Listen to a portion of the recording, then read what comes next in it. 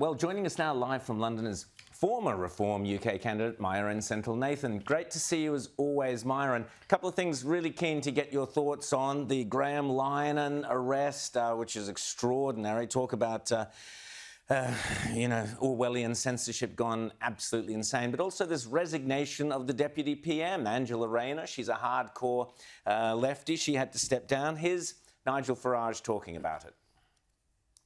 Well, it was inevitable, wasn't it, really? You can't be housing secretary and avoid £40,000 worth of stamp duty. It's just as simple as that. So, in the last few minutes, Angela Rayner was gone, but not just as housing secretary. Now, more significantly, she's gone as deputy leader of the Labour Party and deputy prime minister. That means there will be an internal election within the Labour Party, and you're going to see the hard left of Labour shouting very, very loudly.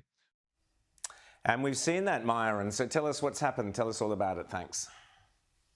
Yeah, so this is a really big blow for Keir Starmer. Angela Rayner, the Deputy Prime Minister, because of her tax affairs, has effectively had no option but to leave government and effectively leave her role. So Keir Starmer has exploited the situation by organising a massive reshuffle of his cabinet, which is really just incompetent ministers, the same individuals who've achieved next to nothing being put into new positions. So you've got Yvette Cooper, who's presided over increased illegal migration, being moved to Foreign Secretary, and David Lammy, who was the previous Foreign Secretary, who in his opening first speech said that the greatest threat that Britain ever is facing is not from Vladimir Putin or from Xi Jinping or from Iran, but from climate change. And so he's now been moved into the Deputy Prime Minister role to replace Angela Rayner. But this is effectively a zombie cabinet, a zombie government that achieves nothing and doesn't understand the radical things that need to be done for this country.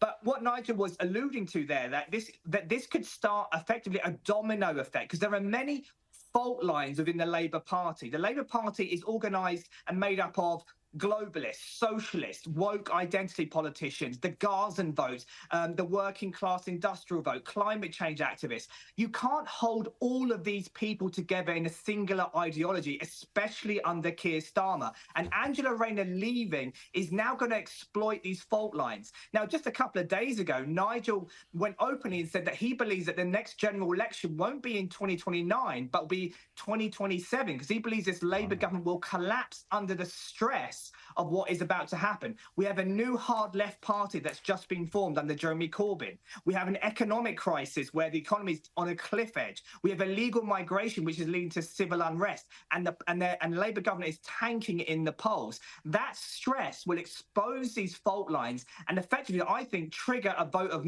no confidence from the backbenchers and will lead to a collapse of the government by 2027. That's what I'm hoping for, and that's what Nigel Farage is predicting.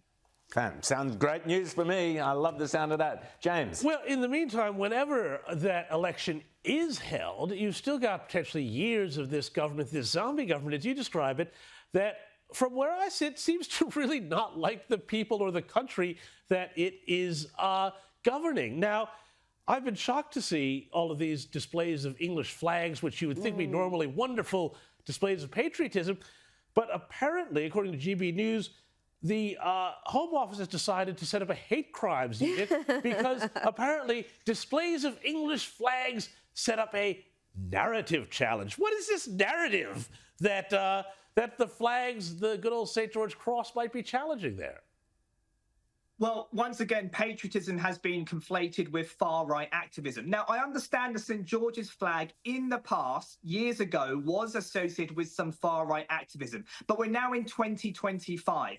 And I think if you're an ethnic minority or anyone who looks at the St. George's flag or the Union Jack and feels intimidated or threatened by it, I would argue that it's more likely that you're not integrated or you don't actually value this country. I personally, whenever I see a St. George's flag or Union Jack, I feel elated. I feel a sense of pride. Now, in 2025, we live in a situation where London is minority white, 35% white, as are towns and cities like Birmingham, Luton, Leicester, and so on. We have the white working class girls who have been denied justice because of stoking community tensions when it comes to the grooming gang scandals. We have state-sponsored DEI, which is anti-white racism sponsored by the state.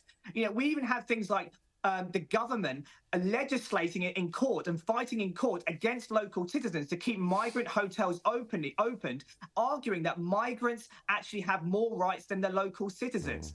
And so when you have that kind of situation in 2025, how can you conclude that this country is racist or that there is a risk of far-right activism? You can't conclude that. So what we're really seeing is this, what we call Operation Raise the Colours, is what this has been officially termed, is the oppressed majority rallying against multicultural dogma and an establishment that will not listen. Rita. And talking about that establishment, we had the disgraceful scenes of a comedy writer, incredible comedy writer, Graham Linehan, being arrested. I mean, for things he said, posted online when he was in America. He's not even a British citizen.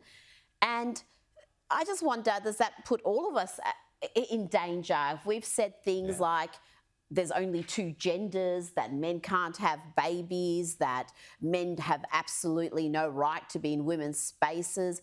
Whatever it is that is offensive to this activist class that seems to have infiltrated the British police force, are we going to get arrested as soon as we touch down at Heathrow? Well, the answer is, I don't know. And that's part of the problem. We don't know what we're allowed to say. So everyone is in some way kind of self-censoring and looking over their shoulder about what's going to happen in some state of paranoia. We've had Lucy Connolly, you probably heard that name, who's been jailed for tweets. We've had Peter Lynch, who was jailed for protesting just for holding a fairly innocent placard. And he eventually committed suicide in prison. So we've had multiple situations where free speech and the establishment has been cracking down on ordinary citizens.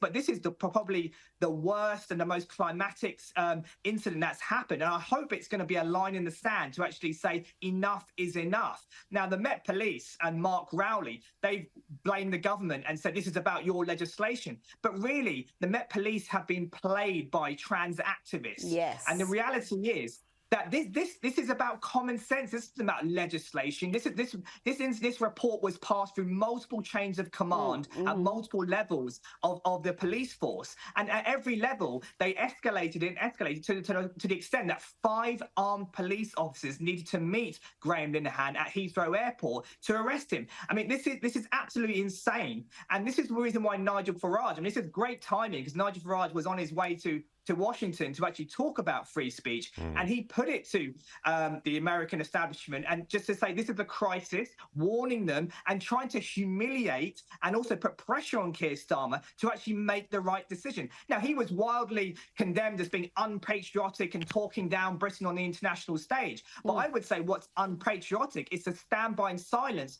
and watch as the fundamental principles that made your society are being undermined by government that, again, will not listen. And Nigel Farage is being absolutely patriotic by getting out there and appealing to the likes of Donald Trump and JD Vance to actually stand up for us. We feel like we're being held hostage by our own government.